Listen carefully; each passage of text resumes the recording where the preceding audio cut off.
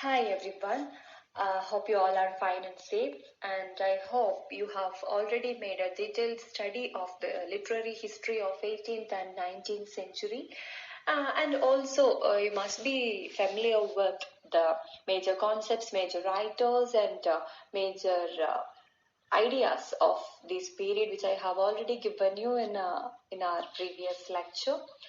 So today let's move to Ode to a Nightingale by John Keats. Okay, definitely you must be familiar with this particular poem, and you must be familiar with John Keats too, but let's consider this in detail. So before getting into the poem, we should have a basic knowledge of John Keats. John Keats is a very important figures during the 18th century or the early 19th century. He who have died at the early age, at the age of 26. His lifespan extends from 1795 to 1821. And when you consider the biography of John Keats, you can see there happened a number of tragic incidents in his life, which in fact contributed greatly into the writings of John Keats too. So his father died at the age of 8, and his mother died of tuberculosis when he was 14.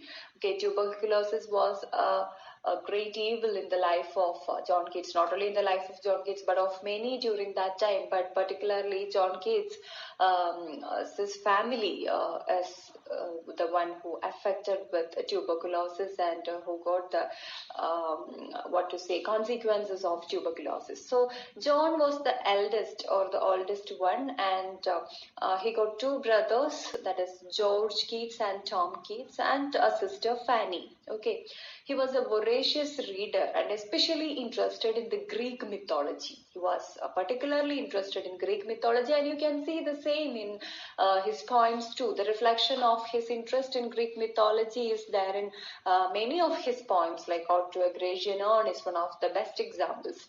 Then he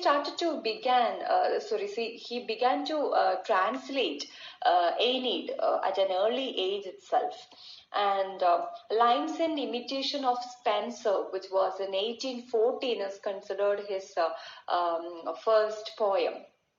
Okay, and in 1814 he started to write minor poems and started to read William Wordsworth. That's how he got familiar with William Wordsworth and the new idea of this romantic style of writings, and he got much interested into that. Leigh Hunt is a person who is the founder of the liberal journal, The Examiner, gave much importance to Keats. He's the one who gave lots of importance to Keats through his journal Examiner, and we can say in a sense he's the one who popularized John Keats and his writings. In his circle, in Leigh Hunt's circle, Keats met many poets and playwrights and painters whom included John Hamilton Reynolds, B.B. Shelley, Benjamin Haydon, and so many people got interacted with John Keats with the circle of Leigh Hunt. And in an issue called Young Poets is one of the issues of the Examiner. The Young Poets issue was published in 1860, and in this particular issue, Leigh Hunt hailed Keats, Shelley, and Reynolds as the most promising writers of their generation. Okay, that's how he got kind of popularity, and in this Young Poets issue, Leigh Hunt initiated these people to be the promising writers. And in 1816, the first sonnet on first looking into Chapman's Homer is printed. Okay, this is the first sonnet by John Keats, and this got printed in 1860 on first looking into Chapman's Homer. That is the first sonnet. And the first volume of poetry, Poems. Okay, Poems, Poems. This is the first volume of poetry. This was published in 1817. Like we were saying, like the lines in imitations of Spenser, and all those minor poems. And he has written so many poems by this time, and all these things got anthologized into the book Poems in 1817 and got published. In 1817, he traveled from London to the seaside along with his brother Tom. Okay, and during this time, he wrote letters to his friends and siblings in which he explains his thoughts on poetry, philosophy, and love. John Keats is not only famous for the beautiful poems he has written, but also for the letters to his friends and his siblings, in which he propagated his philosophical and poetical thoughts and ideas. And when you study Ode to a Nightingale, it's very important to know one of the famous coinage by John Keats, that is negative capability. Okay, and this negative capability is also explained in one of the letters to his friends and siblings. And in 1818, his first long poem, which is that Endymion. Endymion was published in 1818, which is dedicated to Thomas Chatterton. And the first line, of course, you must be familiar with this first line, which is so popular: "A thing of beauty is a joy forever." Okay, this is the first line of his first long poem to be printed, that is Endymion. And in 1817 and 1818, he attended Hazlitt's lectures on poetry. Okay, Hazlitt used to give lectures on poetry during this time, and in these 2 years, he attended many of Hazlitt's lectures, and which helped him to shape his poetry. And in 1817, again, I told you that in 1817, during his travel, he used to send so many letters to his friends and siblings. In such a letter to his brother, he made the idea of, or he made the coinage of this negative capability. Okay, let's see what is negative capability in detail, because when you are learning, especially Ode to a Nightingale, it's very important to know what negative capability is. It describes his conception of the quality of a selfless receptivity, which is necessary for a true poet. Okay, a selfless receptivity. And Keats was criticizing Coleridge for not being content with half knowledge, because Coleridge was of the opinion that a poet is a person who should have much awareness or more knowledge about everything, so that only he can make good artistic works.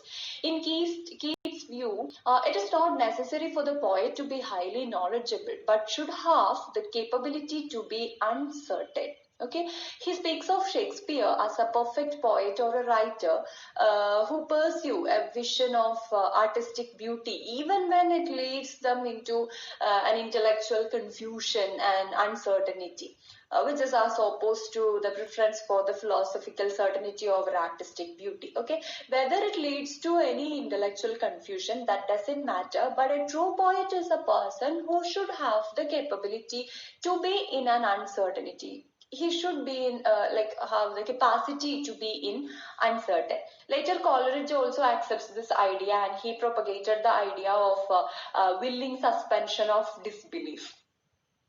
What is willing suspension of disbelief, which is connected to this, where we are willingly suspend the disbelief. Okay, we know that this is something to be disbelieved. Okay, this is something which cannot be believed, but willingly we suspend this kind of a disbelief. Okay, now coming to this negative capability, this can be taken to characterize an impersonal or objective author who maintains this artistic distance, as opposed to a subjective author who personally involved with the characters and action represented in a work of literature. Also, who does not inject his or her personal belief. The poet should not inject his personal belief into the readers. The poets should be able to come to terms with the fact that some matters might have to be left unsolved and uncertain. You cannot find every answer for everything. Okay, some things like some artistic creations or some ideas or some concepts may be totally against the logical framework. Okay, we cannot accept that. How can it be happen? Because Otto Nightingale itself is an example, because through hearing the song of a nightingale, how can this person travel from this world to another? That is totally impossible. Okay, which is totally against the logical framework of a human being. But a poet should be a person who might have to be who has the capacity to leave something unsolved and uncertain. He believed that some certainties were best left open to imagination, and that the element of doubt and ambiguity added romanticism, a speciality to the concept. This kind of uncertainty is also a kind of a part of romanticism, which can increase the romantic impact of the poem. Okay, he wrote like the exact lines he made in his letter is like this. I quote: "When a man is capable of being in uncertainties, mysteries, doubts, without any irritable reaching after," that means negative capability occurs when a man is capable of being in uncertainties, mysteries, doubts, without any irritable reaching after fact and reason. Okay, when that person is not after fact and reason, but just leave it in the uncertainties, mysteries and all, there happens this negative capability, which is mandatory for a true poet, because art is a faculty of blood, not of brain. That's how he says. Okay, it's a kind of when it is specifically when it is come in terms with the romantic writings, it is totally what to say, a spontaneous overflow of powerful feelings, right? So at that moment, you should not go for any logical frameworks or facts or reasons. So the poet should have the quality to be uncertain. In a nutshell, it is the artist's access to truth without the pressure and framework of logic and science. Okay, and at this time he wrote this Isabella, the Port of Basil. Then the Grecian Ode is also an example in which you can see the elements of negative capability. Of course, Ode to a Nightingale, Ode to Autumn. All these poems are showing the elements of negative capability. Okay, so keep it in mind, and when you read Ode to a Nightingale, it is very important to keep this concept in mind. Okay. Now, coming to the year, yeah, 1818. We were speaking about the years 1817 and 1818. The year 1818 was such a painful year for John Keats. Why? One of his siblings, Tom Keats, he died at the end of this year because of, again, tuberculosis. Okay, he lost his mother because of tuberculosis at the age of 14, and again Tom Keats at the age of at an early age in 1818. Then George Keats, another brother, he married and departed to America. Okay, so this was a year when John Keats felt lonely. Okay, then Endymion, not only this, these are the personal things happened in his life, and apart from this, Endymion, we know that Endymion got published during 1818, and what happened is that Endymion met with severe attacks in Blackwood magazine and Quarterly Review. Okay, Quarterly Review and Blackwood magazine are two of the important journals during that time, and Endymion met with severe attacks in these journals. He considered giving up poetry. Okay, Keats was a person who is very soft-hearted, and he couldn't like take up all these criticisms, and he considered giving up poetry. But even when he was considering to give up this poetry, he wrote to George in his one of his letters to George. He wrote like this is a famous quote, you must be familiar with that: "I think I shall be among the English poets after my death." Okay, even though I faced these much criticisms, I definitely feel like I'll be among the English poets after my death. And likewise, though he thought of giving up writing poems, later on he started writing again, and at this time he started to write Hyperion. Okay, one of his famous poems. And John Wilson Crocker, he addressed during this year, the very same year, John Wilson Crocker addressed Hunt, Hazlitt, and Keats as Cockney School. You must be familiar with this term, Cockney School of Poetry, which is like of low standard. Likewise, he was criticizing, Crocker was criticizing. And he addressed Hunt, Hazlitt, and Keats as the Cockney School. And John Gibson Lockhart is the person who took up this attack on Cockney School. Okay, and they attacked the lack of education, non-formal rhyming, and the low diction, who had not attended Eton, Harrow, or Oxbridge. That means these are the people who haven't been there to the famous colleges or the universities of that time, and neither they were from the upper class, nor they had great educational background. So they had a non-formal rhyming style. So all these things got attacked.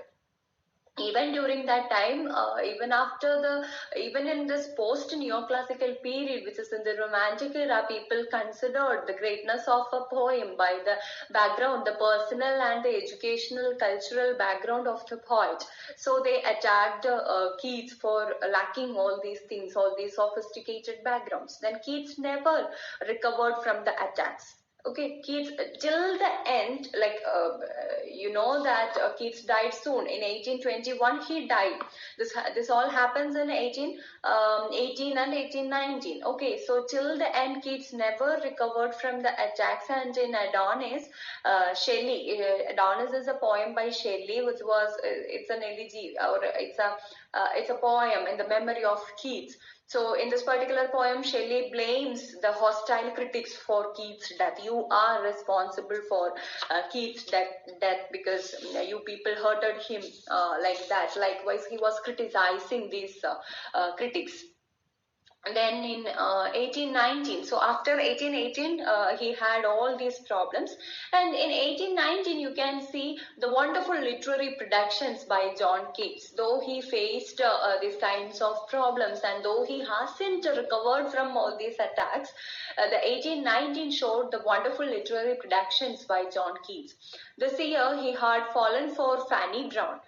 Fanny Brown is the lover of John Keats, whom he cannot marry because of his financial difficulties and his health issues.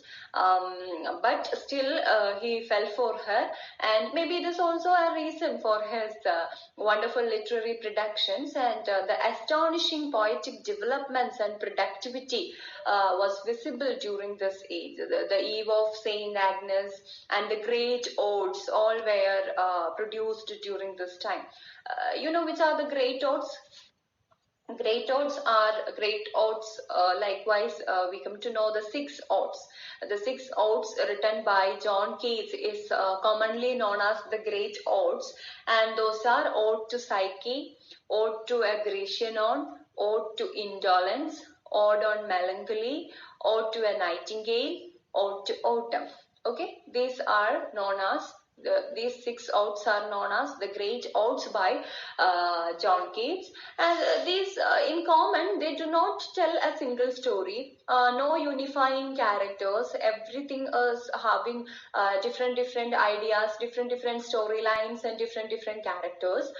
Numerous suggestive interrelations are there. Okay, as a personal psychological progress can be seen when you analyze all these odes together.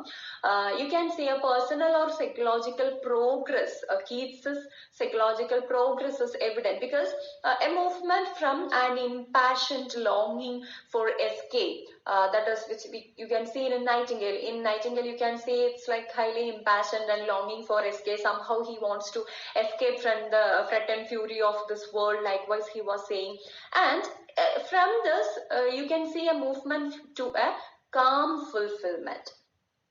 Okay, in Ode on Melancholy and Ode to Autumn, in all these poems, you can see a calm fulfillment is there. Then La Bella Dame Sans Mercy, which is a lyrical ballad, is also published during this time. Then sonnets, the different sonnets like Fame and Why Did I Laugh Tonight? Okay, all these are the Fame and Why Did I Laugh Tonight are the sonnets which was published during this year. La Bella Dame Sans Mercy is the lyrical ballad, and the Great Six Odes. Then the Eve of Saint Agnes was the poem. All these productions were done in 1819. And then in the second half of the 1819, you can see 1819 is a wonderful year for him, but a wonderful productions were made during this time. And the second half of 1819 was again a little troublesome for him, because he was unhappy in love and health, because both his love and health were deteriorating during that time. Because he was so unhappy in his love, because he had financial difficulties. Of course, he didn't have a good healthy body so that he can have an access to Fanny Brown. So he was very much sad during this time. Though he had these kind of wonderful writings, he was very sad. Lamia was produced during this time. The Fall of Hyperion happened this time. A second volume of poems was published. Do you remember his first anthology, first poetic collection was Poems? Okay, which is published in 1817, and a second volume of poems was published, and the critics were more generous this time. Okay, not like the first time. The critics were more generous this time, because he had made these kind of great works, and some critics were there to support him too. So the critics who criticized harshly him before were more generous this time, and by 1820 he was seriously ill. Okay, by 1820 he was seriously ill. In a last attempt to regain his health, he traveled to Rome with his friend and painter Joseph Severn. Okay, during that time it was a belief, or the people considered, like if you make a trip, a long travel to some other places, it will be helpful for your health than being confined into the very same place. So in such an attempt, he made a visit to Rome with his friend who is a painter, that is Joseph Severn. But he died in Rome in February 1821, because his health condition was really severe, and he couldn't continue for a long time. Okay, so this is the biographical details of John Keats. And when coming to the features in general, he's a poet of legends. Okay, poets of legends, myths, romance, chivalric tales, and all those things. Okay, he had a love for nature, of course, and he employed Greek images and characters. Like I told you, Hyperion, Endymion, Lamia, Gratiano, and all these are examples where he employed Greek images and characters. Then Hellenism and Hebraism was also there in his poems. Hellenism is the representation of the culture, ideals, and patterns of life, and life of classical Greece, which involves pagan joy, freedom, and love for life. Hebraism is the austere morality and monotheism of Old Testament. Okay, so both these were celebrated or included in his poems. He was influenced by Shakespeare, Milton, and Leigh Hunt, and he influenced Tennyson, Arnold, and the pre-Raphaelites. Okay, these are the major influences on him, and these are the people who are influenced by John Keats in general. Arnold, it's Matthew Arnold who said what he is with Shakespeare. Okay, that is the extreme level of appreciation that any poet can have. Like Arnold says, he is with Shakespeare. And now coming to, so these are the basic details of John Keats in general. And coming to the each and every poem of John Keats, you can see different dimensions, different ideas, different allusions and inclusions in many of his works. Now this is an ode, so you must be familiar with ode, right? It's lyrical in nature, but not very lengthy. That is about ode. It's mostly meant for singing, okay, meant for sung, and poets praise people or natural scenes or abstract ideas in odes. highly solemn and serious in tone and subject matter. Both in tone and subject matter, it will be highly solemn and serious. But the tone is not formal. Always you cannot say, like, even though this tone and subject matter is so serious, you cannot always say that the tone is so serious. And the elaborate patterns of stanzas are also visible in odes. Then ode date back to the Greek choral songs. You must be familiar with the background and history of odes, right? It's not necessary to explain all the characteristic features of odes, but the odes date back to the Greek choral songs that were sung and danced at public events and celebrations. So this is also an extension or a revised version of this Greek choral songs. Then Pindaric and Horatian forms were followed. The romantic odes describe nature intellectually and emotionally. That is the peculiarity of this romantic odes. They describe the nature intellectually and emotionally. And you must make a detailed analysis or a detailed study of odes and different forms during this romantic period. Okay, so this is all about the background of John Keats and the